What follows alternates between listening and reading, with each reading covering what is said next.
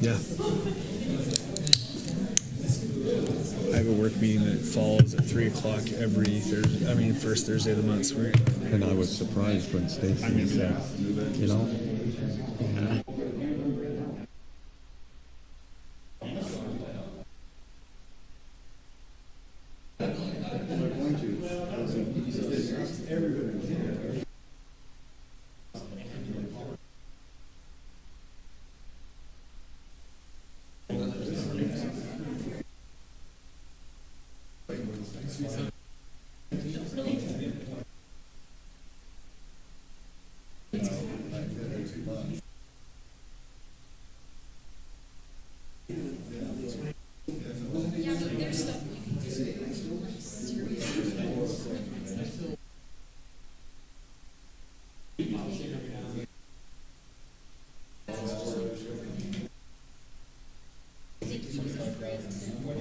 Here? no. Okay. We won't somewhere. We won't do anything under the legal as well. I'm now part of the airport board. See if Travis is Code ready. adjusted a little Travis bit. is ready. You're good. Okay. Good afternoon, everyone. If we could get started here.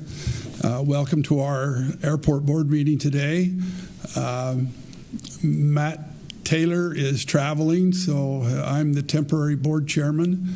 I'm Brad Miller. I've been down the airport since 1983, but we actually started flying when I was a kid in 1972 with Alan Woodhouse. So historically, I like the airport. Welcome. Just a note to remind everybody that we've got some decorum and to refrain from interrupting anyone that has something to say. And when we open it to public comments, if you would state your name, if you're with how you're associated with the airport, and we look forward from hearing from you. If we could start with our items of business. We've got the minutes to review. Yep, those were sent out after our previous board meeting. Has everybody had a chance to review those? Mm-hmm. Can we get a motion to accept and a second? Motion to accept. Second. It's been motioned by Brian Park and second by Jesse Carden. All in favor, say aye. Aye. Aye. Okay, motion carries. My understanding is Jordan Hales is out of town. Correct. We did have a chance to review the financial information in the package in the work meeting, and then a few of us got an email. Thank you. My only question is how's the collection going of hangar leases? I'll cover that in my facilities report. Okay, all right, cool. All right. Any questions about the financial report? All right. Item number 3, facilities report. Christian, you're on. All right, here's a look at our operations count for the start of the year. We ended January with 11,459 operations down at the airport. Where does that fall in line with the year before? Higher than our previous Januaries. Okay. Do you know by how much? Roughly 1,000. Okay. 2026 projects that airport staff are working on. We've got our taxiway and runway shoulders burned and are working on sterilizing them now and making sure that there's a 20 to 25 foot shoulder that's clear of weeds and is maintained gravel. We've got piping and grading ditches in the infield planned for this year. We'll end up piping ditches on the west end of runway 30, as well as grading the infield from Alpha 1 towards Main Street and cleaning up the Main Street runway 30 end of the runway. We'll add additional landscaping along Taxiway Alpha frontage, as well as the airport entrance road. Airport staff are working on that this week. We've added some weed mat and gravel to the runway, the airport entrance road edges. And then several key areas behind hangar rows will be sterilized, and we'll have landscaping rock put down to keep down weed maintenance and improve the looks and aesthetics of the airport. And then if budget allows, we'll add a compacted millings road around the east end of the runway, so vehicles do not have to cross the runway from the south side to the north side. They'll be able to drive around the end of the runway to access south side to north side. The airport electrical vault room and weather station equipment contract was awarded last month. City Council approved that budget revision. The contract was awarded to Frontline Electric, and the work is now underway to upgrade that equipment and make that change. So the room is getting roughed in today. They poured the sidewalk into the room yesterday or the day before, and they've ordered the regulators for the taxiway and runway circuits. Those are a 12 to 16 week lead time and the longest wait for the project. So once those come in, the contractor will place those, and we'll have our upgraded electrical system as well as our weather station equipment. So with that change, we're looking forward to more reliable airport lighting and more reliable airport weather station reporting. Reminder to hangar owners, the fire marshal has required that we kick off hangar inspections this year. They've been hit or miss over the last couple of years, but this year the fire marshal's required that we do that to just ensure that hangars are being properly used and that there's not storage of inappropriate or flammable items in the hangars. Just a reminder that Section 14 of the hangar lease dictates airport staff's ability and duty to inspect the hangars, and we have sent out a sign-up form to all hangar owners where they can sign up for a time that works for them for us to come meet them at the hangar and do a brief inspection. In those inspections, we'll be looking for fire hazards, ensuring that there's no obstruction of electrical breaker boxes, that the hangar is being used for an aeronautical purpose, that there's no excessive storage of non-aeronautical items, fuel and flammable liquids are stored properly and there's not an excess of them, and that a fire extinguisher is present inside the hangar. And then we'll ask for current hangar insurance policies as well. Christian, if a hangar tenant doesn't get back to you or you're not able to get a hold of them, what's the process from there? Airport staff will reach out directly to make that contact and instead of letting hangar owners set the appointment. Got it. So in the lease, it dictates that if staff reach out directly to schedule inspection appointment, hangar owners have 7 days to get that inspection done. Got it. Hangar and tie-down invoices have been sent out. The airport's moved to a new financial system for billing and collections. So any emails will come from a Tamarack Tech email address. We sent out invoices the first or the second week of December, and those were due January 31st. So late fees are currently accruing in invoices. Out of 170 total invoices sent, 44 are outstanding today. So 75% of invoices have been paid. In the recent congressional appropriations bill, Congressman Owens did include $1 million grant for Taxiway Bravo that now goes to the president's desk for signature. So we are waiting for that signature from the president, and we'll, upon receipt of those funds, put those towards our Taxiway Bravo project. We also met with the state legislature this week with our public works director and our city manager, and have put in a request for $3.5 million from the state legislature, which will add to the Taxiway Bravo fund. Well, we covered a lot of this at our breakfast that we held earlier in January. Our annual survey was sent out in early December. We had 141 airport users respond. There's a quick breakdown of the hangar or airport user type that responded. So a lot of strong participation from base and frequent users as well. Here's a look at the perception of landing fee fairness. Very and mostly fair was at 38%. Neutral was 26%. Mostly and very unfair was 31%. And unsure was 5%. It was very clear from survey written responses that airport users expect the airport to be financially responsible and stable.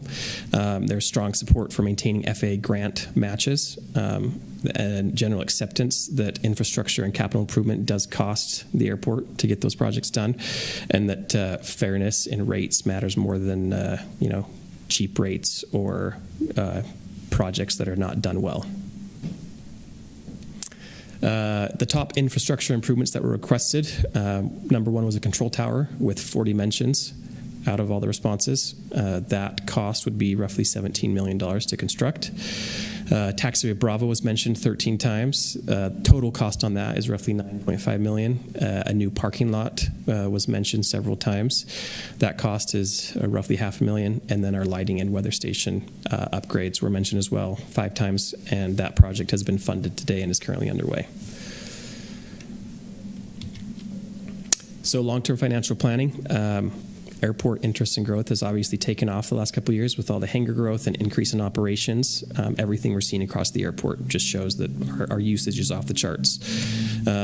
Airport staff, city administration, the airport advisory board, and our mayor and council are all interested in finding solutions to providing a sustainable and understandable financial model for airport operations. Today, our public works director and myself have worked on reinforcing our airport financial master plan.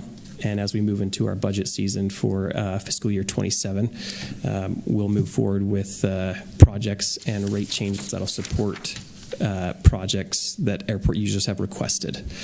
Development plan that ensures growth pays for itself.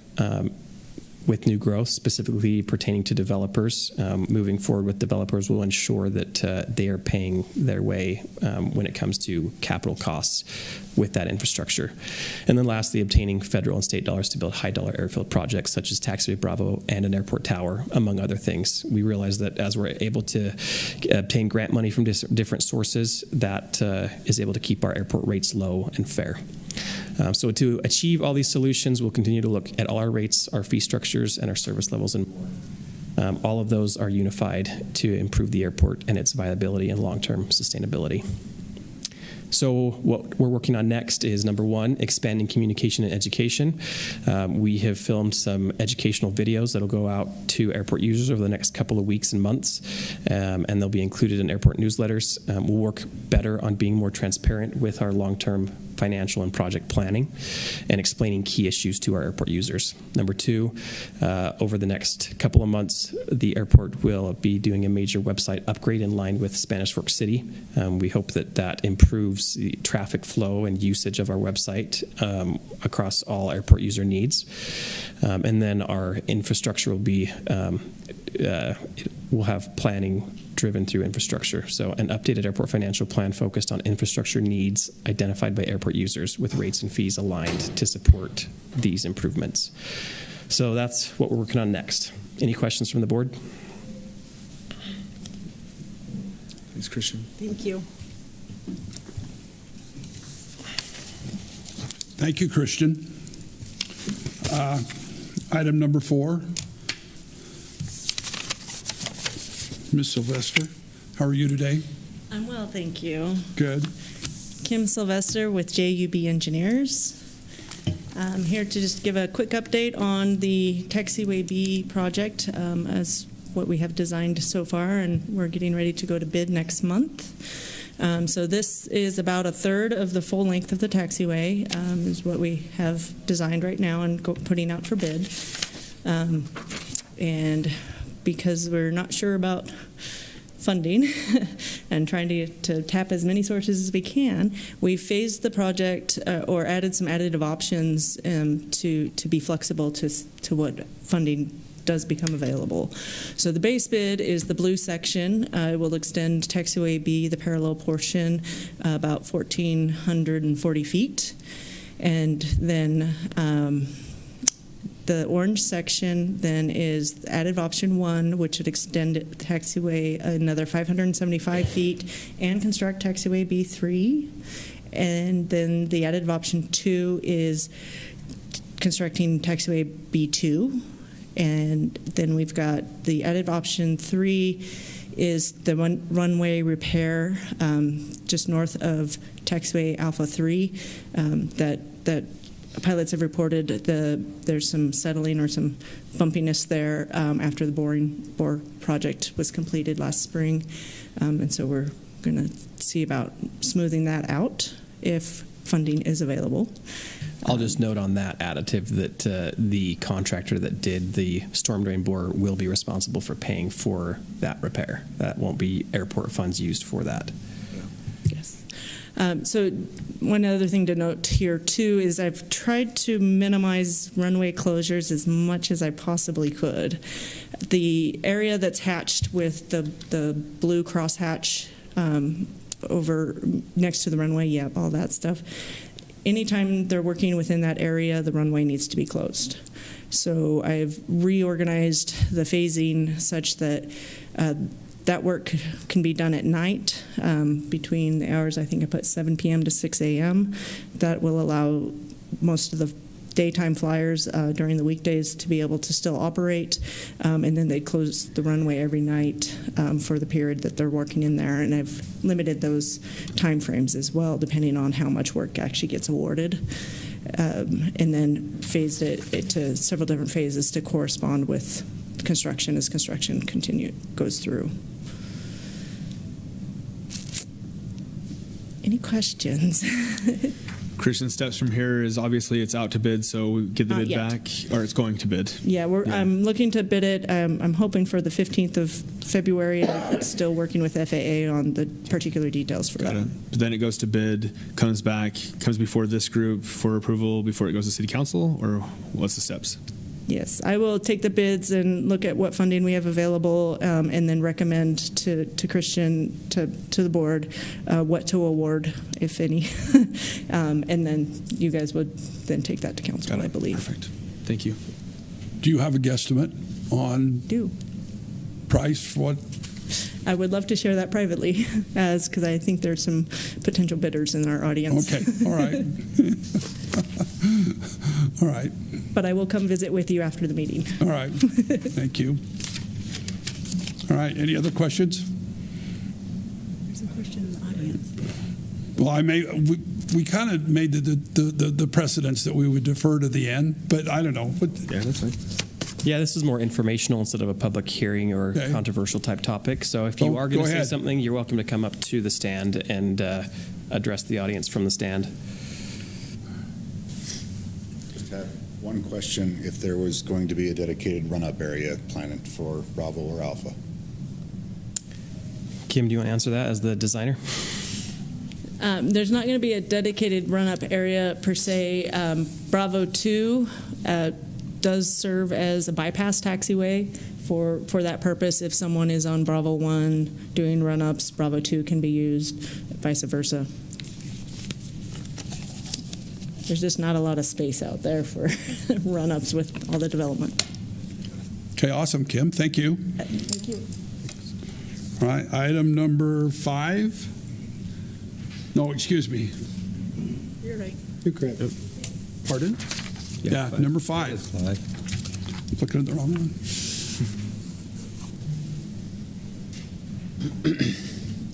So John Mitchner with JEB Engineers. Hi, John. And came out today just to give an update kind of where we're at with the Federal Contract Tower program that we have that we're putting together. So with Spanish Fork being the busiest GA airport in Utah, which is a great thing. Next. That sounds great, but what is Spanish Fork doing, right? So you are the busiest, which is a great thing to say, but then stuff comes with that. So with that being said, we're hard at work, or y'all are hard at work at pursuing a federal contract tower. And what that means is, as of right now, the city has put in an application for the program, which requires the city to put in an application and receive a certain benefit cost analysis or ratio. All those hoops have been jumped through, and now the airport has already met with the FAA once in an exploratory meeting where they've come up with an idea of how much work it's going to take to do the next steps. So with that being said, the phases that are coming up now is the FAA siting study, then there will be the NEPA environmental assessment, and then final design. So with that first one being the siting study,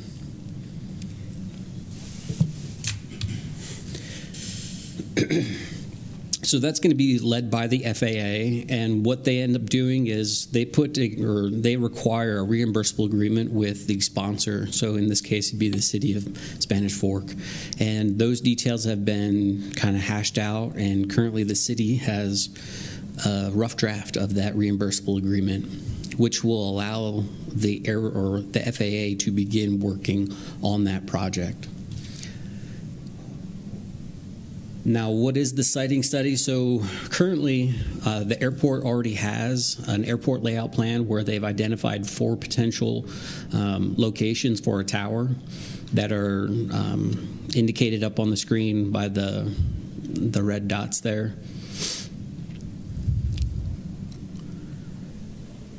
And so what the FAA is going to do is they're going to come out, they're going to obtain survey of the entire airport, et cetera, so that they can build a 3D model of the airport. So when they drop in a tower, a virtual tower at each of these locations, they can use virtual reality to stand inside the cab of the tower and determine which one is going to be the best for the airport and for the operations. After that is concluded, then it goes into the environmental. There you can see that we want to make sure that we're preserving the June sucker here in Utah Lake. Don't want to see that go away. And with the environmental process, it does take about 30% design to kind of have an idea of, to figure out what the impacts are. We need a little bit of it conceptually designed up to 30%. We're anticipating about $400,000 on that one, which would then take us to the final design, which would be anything after the 30% all the way up to final design. And right now, just some rough estimates being approximately $325,000. So again, what is next on the agenda for Spanish Fork? Is money and getting to work. So we are currently filling out the application for what is called the Federal Contract Tower Notice of Funding Opportunity, where there's going to be this additional bucket of money or additional funding source for the next 5 years, and counting this year. And this year we're going to be putting in a request. We're going to be finalizing all the details with Christian, but potentially requesting those first 3 design or first 3 phases that we just discussed. Now, sir? Is this best case scenario? So that would be best case scenario. We're going to go ahead and make that request for those all 3 phases, even though those phases will take the next year and a half to, anywhere from 2 to 3 years. But the idea is that with this being a temporary funding source, that we've already been in contact with the Denver Airport District Office so that they understand kind of the overall, what I would call the tower program. So not just the building of the tower, but the idea of what Spanish Fork wants to accomplish, including parking and access roads, et cetera, so that as money becomes available, that they're able to obligate that money to this specific project. So we just don't want to leave anything on the table, again, with it being a temporary source. Now, with that being said, as I mentioned earlier, that temporary funding source goes all the way out through 2030. So our plan is not just to ask for these first 3 phases, but the intention is to request funding as we get through the appropriate phases, and then asking for, ultimately, going after for funding for the entire construction of the tower. Now, that funding is, once again, limited to very specific things that are associated with the tower. So that's why we went ahead and put on there that we are continuing to identify additional funding sources, because there are things that will be necessary to support the tower that just will not be available or eligible under federal funding, so that we would pursue whether it's local, state, private funding, and looking at those sources. And just finally, with the anticipated, construction starting in 2029. So this is kind of a long haul. But again, part of the federal contract tower program is that once the city was accepted into the program, you all have 7 years to have an operational tower. So we are trying to project out as far as possible to make sure that we're not waiting on one thing, and if that doesn't happen, everything else gets pushed down the line. So we intend to be finished ahead of schedule. On this initial phase, the initial draft agreement we have, remind me our timeline to have that agreement in place and the $100 and some odd $1,000 to do the siting study? Correct. Yeah. So the reimbursable agreement is for $103,000 and change, a couple dollars. And with the FAA, basically, the way that they are going to look at it is they've done their job. They've produced this rough draft. It's in your hands. They're just going to wait for you. So my understanding is that we are working on, or that there are budgets that are being worked on currently with a new fiscal year starting July 1st in order for that to be able to be signed. So the sooner the city can sign it, the sooner that siting study process will start. And that just fits into the overall timeline, or do we have a timeline to get that first portion agreement in place? There is no specific deadline. Basically, it's each step takes a certain amount of time. So once it's signed and sent back, then they'll do their review and sweet time at reviewing your signature and waiting for a check. Are there any other questions about the tower? Christian? Yeah, as federal funding sits today, with additional funds being in the tower program for the next couple of years, is there the possibility that 100% of the construction costs, design costs, and environmental and reimbursable agreement costs are covered with federal dollars? There is that possibility. Okay. In each of the grants where we talk about submitting applications for a grant under this federal contract tower notice of funding opportunity, they're at 100% federal, so there is no city match. Do you have an estimate or idea of what staffing and operational cost of the tower is once it's constructed, and who is responsible for covering those costs? Yeah, that's a great question. So I've been calling around to different airports because I think there might have been a little bit of confusion out there. But for just giving a real life example of talking with the Provo Municipal Airport, they have a contract tower. So the contract tower is staffed with contract air traffic controllers. They are not part of the FAA, but this is just a program that was set up so that it's cheaper. I mean, what it comes down to is it's cheaper to have non-federal workers manning the contract towers. They can work longer past the federal retirement age. And with this program, and why it was such a difficult hurdle to get over to get into the program, is because the FAA has deemed it appropriate or necessary that they will go ahead and pay for the staffing of that of the controllers of the tower.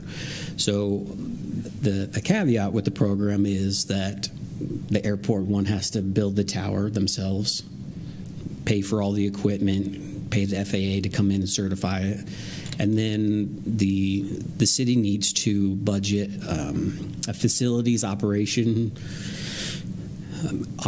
budget. So they need to maintain the building, the elevators, all of that. But the salaries are not going to be paid by by the city. So, for example, I believe the Provo Airport, we'll go in rough numbers here, it's about 40,000 that they budget each year on facilities maintenance. Did I answer all those questions? Yeah, so just to reiterate, with recent notice of funding opportunities, the FAA has adjusted grant percentages. So we're kind of in the perfect storm to potentially get all of our tower paid for through FAA dollars and then just cover the maintenance cost of the tower after it's constructed. Is that correct? That is correct, and that is my main goal. And so that's why we're working pretty hard with the Airports District Office, not just through the application process, but also outside of that, outside of that process, to make sure that they understand the vision of the city in order so that as, again, funding becomes available, that they know, yes, Spanish Fork has done their homework, they're ready to go, here's where they're at, and we know what their next step is so that they can feel comfortable with moving forward by issuing grants. That's really good news. Thank you. You're welcome. Keep up the good work. Keep pushing. That's what we'll do. All right, any other questions? All right, thank you so much. Thank you. Thank you, John.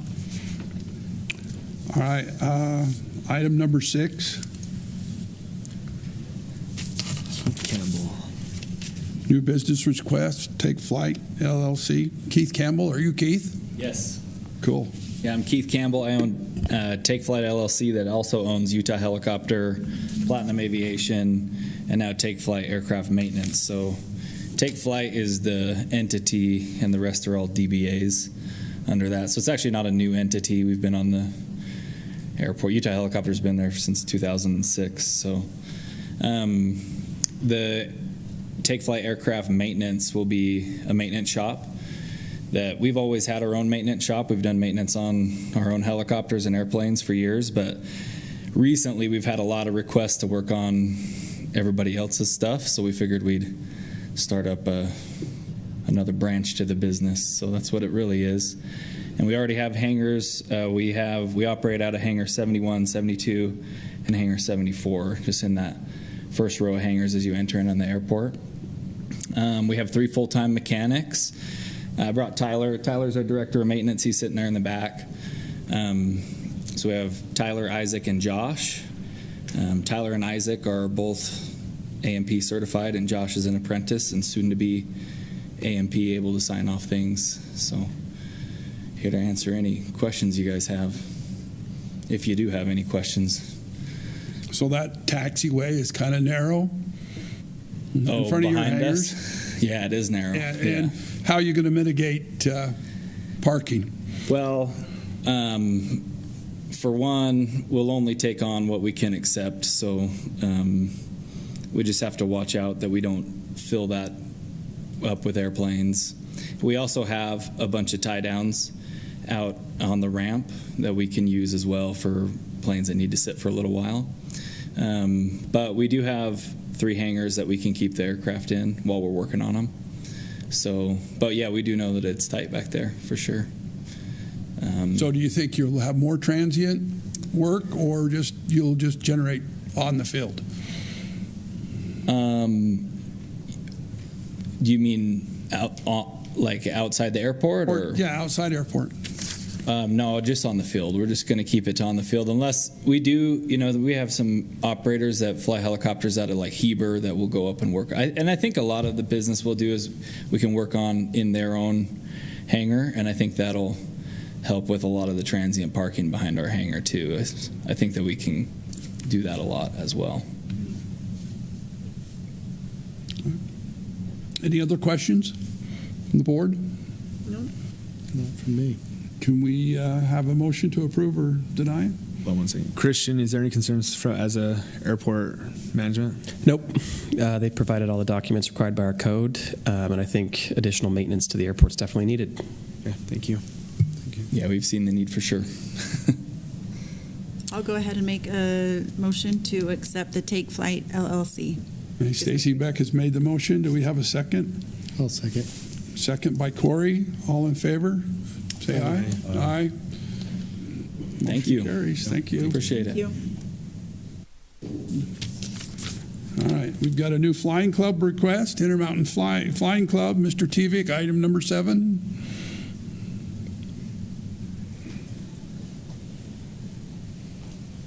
Hello. Hi. Michael Tevick, yeah, I'm one of the operators of Intermountain Flying Club. We're wanting to expand our operations. We have 2 planes we operate at Provo, and we wanted to bring 1 to 2 down here, depending on our membership load. Over time, we might want to expand more. I can see maybe 4 to 6 planes total between our 2 operations at Spanish and at Provo and perhaps Air Spanish, if this works out. We don't have any hangar facilities. We were going to get on the list for tie downs when the new tie downs become available. I would expect 2 right now, and if the expansion is enough to be able to secure 4, I could probably bring some planes down to just park as tie downs that are other private use airplanes, since we own several airplanes. I filled out the documents for Christian over the last few days, so you've probably seen that. Do you have any questions on how this operation works? It's a flying club, not a training operation, so we'd be having a closed group of members. Currently, we have about 15 with 12 actively flying out of Provo Airport. I would like to see that double, have that many down here, or maybe double that many to bring in more than 2 airplanes. Our planes are not high utilization, so they're not like the training schools that are flying multiple times a day. Actually, we do have planes fly multiple times a day, so I shouldn't really say that. But we're not going to be expecting to be a training operation. We actually restrict our planes to only private use and for private travel and whatever people want to do with them, which includes if a person that's a member of the club wants to do instruction, they can bring in a CFI and work on advanced ratings, but we're not hiring any CFIs to do training. And I set that up intentionally 6 years ago, this last summer when we started the club, because I worked at UVU since the 90s when they began buying their own airplanes, and I didn't want to be looked at as competing with them in the training operation, so we set it up as just a club, and that's what we intend to keep going with. And maintenance-wise, we don't need facilities right now because I have a hangar at Provo that I can do the annuals 100 hours in, and I've been accomplishing those. I'm an A&P and an IA, and I have several acquaintances I've hired as contract labor to help me with inspections when I've gotten overloaded. So maintenance won't be an issue. We intend to keep the planes up and maintain them in accordance with all the regulations and keep them safe. So I think the concern right now is tie downs. Yeah, ultimately, this request hinges on tie-down availability. So understanding that tie-downs are coming down the pipe in the next couple of weeks with new tie-downs on the north side of the airport, the intention with Mr. Tevick is that he get approval to be a flying club today so that in 2 to 4 weeks when tie-downs are available, they're ready to go. So be contingent. I was thinking May. If you told me March or April, that's sooner than I thought. But yeah, we would probably start operations right away. I can bring 1 to 2 airplanes, 1 airplane down initially, but I would say 2 would be what I'd want to base here if the tie downs become available to us. Yeah. So, Christian, with that being not a flight school but just being a club, if that was to change where they did start teaching, they would have to come back for approval, correct? Correct. Okay. Yeah, I understood that also. Yeah. So is there, I apologize, but in the city ordinance pertaining to flying clubs, is there any discussion of an office or a facility or? Nope, either a tie-down or a hangar for storage of the aircraft. So if tie-down, if it's contingent upon tie-downs, that would meet our code. No. Our scheduling is done online. This is a small business we run with just my wife and I. We're listed on the application paperwork I sent in. So yeah, I've met with all of our club members, but we don't have an office at Provo either, actually. Yeah. And regarding their insurance, I'm sure you've got a umbrella liability policy. Oh yeah, every airplane is covered with its own liability insurance, and as required by Provo, and also a liability policy for the city. Okay, and that was my question. Yeah, that was included in the attachments I sent over. Yeah, you can look through those. It should be there. Any other questions for Mr. Tevick? No. Can we have a motion to approve? Motion to approve dependent on the tie downs becoming available.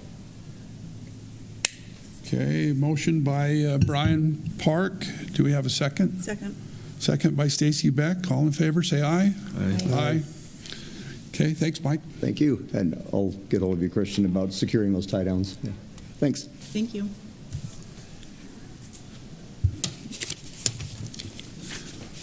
So we met with item number 8. We met with the Pady Aviation folks earlier in our work meeting.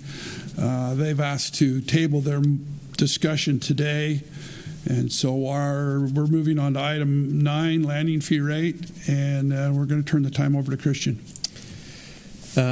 Over the last couple of months since landing fees have been instituted, the board and staff have kept an eye on, those rates and what type of revenue they brought in. So today, these adjustments are based on today's financial performance of landing fee collections, our operational data at the airport, and then the operational costs of the airport's day-to-day costs. This is a phased and data-driven process, so as this is a new fee, we're dialing this in and figuring out where it needs to be in relation to our operational costs of the airport. As a recap of our current landing fee structure, 0 to 5,000 pounds max takeoff weight aircraft are $2 per landing. The first landing each day is complimentary for based aircraft and transient aircraft that fill out our self-check-in form on our website. Aircraft that are 5,001 to 12,499 pounds max takeoff weight are $5 per landing, and aircraft that are 12,500 to 60,000 pounds max takeoff weight are $2.50 cents per 1,000 pounds. And then aircraft over 6,000 pounds are charged a much heavier fee to deter the heavier traffic that is not rated for our pavements at the airport. Proposed landing fee adjustments today are all based aircraft, one complimentary landing per day, regardless of weight. That is a change from the under 5,000 pound category to all based aircraft. All aircraft 2,000 pounds and under are $5 per landing. All aircraft over 2,000 pounds are the $5 base fee plus $1 per 1,000 pounds. Transient aircraft under 5,000 pounds would receive the one complimentary landing per day without having to fill out a form. It would just be automatic in our system, and then transient aircraft over 5,001 pounds would be billed for all landings in line with the $5 base plus $1 per 1,000 pound max takeoff weight. Christian, can you go back? Why would we do one complimentary for transient aircraft under 5,000, but we're charging our based aircrafts from 2,000 to 5,000? If you look at the first line, all based aircraft. I missed that. Received that one complimentary per day. Got lost in the numbers. Thank you. Yep. So it's just the larger transient. Yeah, just the larger transient. Get the free. Thank you. Yep. Typically, the smaller transient aircraft do not have much of an impact on our ground movements or airport operations. Down and then it went back up. So thank you. Just a reminder that the purpose of the proposed structure, it simplifies billing for airport staff and our contractor Vector. We believe it improves fairness between our user groups. Instead of having 3 weight buckets, it is just a steadily increasing line for the weight of the aircraft. It increases our cost recovery from our high-frequency operations, maintains complimentary access for based users, as well as the low-weight transient users, and it aligns fees more closely with aircraft size and impact on the overall airport. Just a reminder that the FAA requirements and the airport users' expectations. FAA Grant Assurance number 22 dictates that airports must be self-sustaining to the extent possible. With where we're at today, landing fees are a piece of our funding puzzle, and so this rate proposal change reflects the needs of the airport. The FAA expects airports to establish reasonable fees, recover costs, and avoid reliance on city subsidy. As a recall back to the facilities report, it was clear from the survey results that airport users expect better facilities, AWAS, lighting system, parking lot, taxiway Bravo, tower. I mean, regardless of if the tower is funded 100% by the FAA or not, there's still a lot of other facilities to improve at the airport. And then again, landing fees are a piece of the revenue puzzle and are included in our financial master plan to ensure that we can cover capital costs and projects at the airport. Any comments from the airport board? When would these go into effect? This would move on, if approved or recommended for approval by the Airport Advisory Board, to the next City Council meeting, and then they would take effect March 1st. Then how would we communicate this to airport users?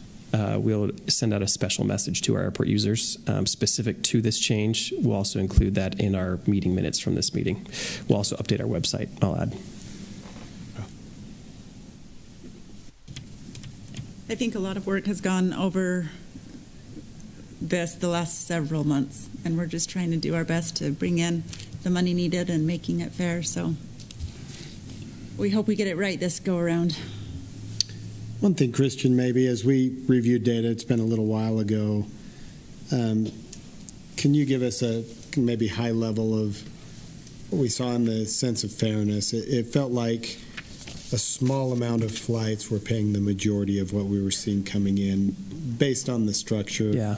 I don't think we need details, but with tell us our what that with our current system, the based jet aircraft that were not given the one free landing per day were being billed a large percentage of our current collections, and so opening that up to all based aircraft makes that the fee more fair, and then adjusting it to the weight buckets, the 3 weight buckets, to the just per 1,000 pound linear increase in aircraft weight just makes that fee more fair, per aircraft weight. Would there be a world, like obviously we're trying to figure some of this out and it's a little bit of a moving target. Would there be a world where it would be more like our typical city usage fees, where it would be pay per use instead of pay per weight? Does that make sense, what I'm asking? Yeah, that's difficult with aircraft. There's so many different types of aircraft that fly at different speeds or have different weights or purposes for using our facility. That'd be difficult. The industry standard for landing fees is a weight-based category fee as well. Is there any out there that are doing it pay per use? I'm not aware of any. Okay. Is that a recommendation from the FAA as well, to tie it in that sort of manner? I know you had a lot of discussions with the FAA. What was their take on that side of things? Their take ultimately was that as long as we are collecting funds to support the airport, financially, obviously, and be subsidy-free from the city, and then finding a way to tailor those rates to our situation that seems fair to us as the airport board, the city council, and airport staff, that they were okay with our rates.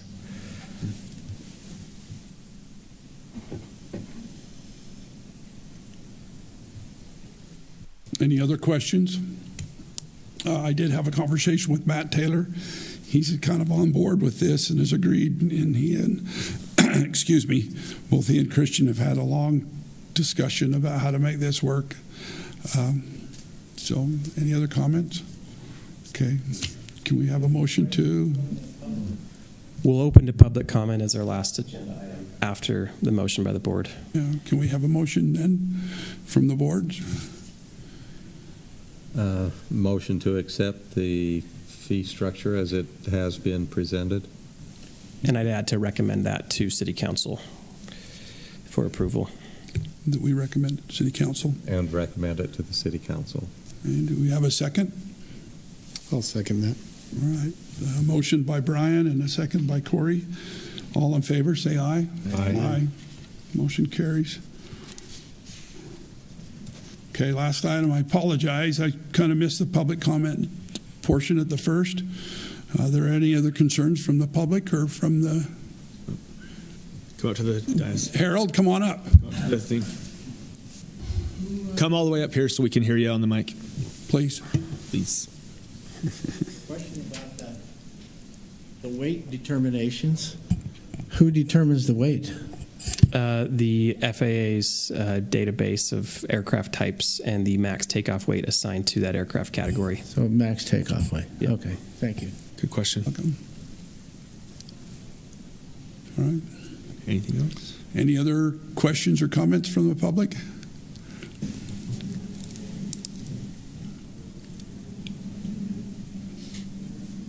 I was just curious the cost that it takes, what system we use to do the landing fees, to send out the invoices. how much that cost is to the airport versus how much the airport's collecting from landing fees? Our contract with Vector, they keep 5% of the collected fees as their rate. Oh, okay. So 95% comes back to the airport. to Correct. the airport. Yep. And initially, was there a cost to get it all set up? Nope. That? Nope. No setup cost to the system at all. Okay. Yep. That was my question. The airport did go through an RFP process and had 2 proposals Okay. that then negotiated to the contract. That the early numbers I think we're seeing with Vector were different. The RFP process really. And has it been pretty accurate? Yeah. System? Yep. I think so for the most part. I mean, there's always situations it's hard to track data from so many operations every year, but the system is pretty accurate. Okay. Yeah, if there are any questions about accuracy of the system or, issues that users want to resolve, that can be done directly with Vector, or airport staff is happy to take those questions or concerns and work with Vector on, different issues that My wife's the users one may who have. pays all of ours, and I know that she's been. I can't remember what the issue was, but there was a bunch of issues that she's got to. So I was just curious. Yeah, work through those because we want to make sure we catch those. Yeah. Yeah. And we're happy that it's not ADSB based. Yeah, we try to avoid that. We will not do that. Yep. Yeah, I'll just add to the landing fee system that, staff, again, through the RFP process, secured a very favorable contract with Vector for the airport. So we're glad that there was no setup cost and that the percentage that goes back to Vector is very low when compared to other airports contracting with Vector. All right, any other comments, questions? We have a motion do we need to do a motion to dismiss? Let's do it. I'll make a motion to dismiss. All right, Stacy's made a motion to dismiss. Do we have a second? All in favor, say aye. Aye. Thank you, everyone. Thank you. Jesse.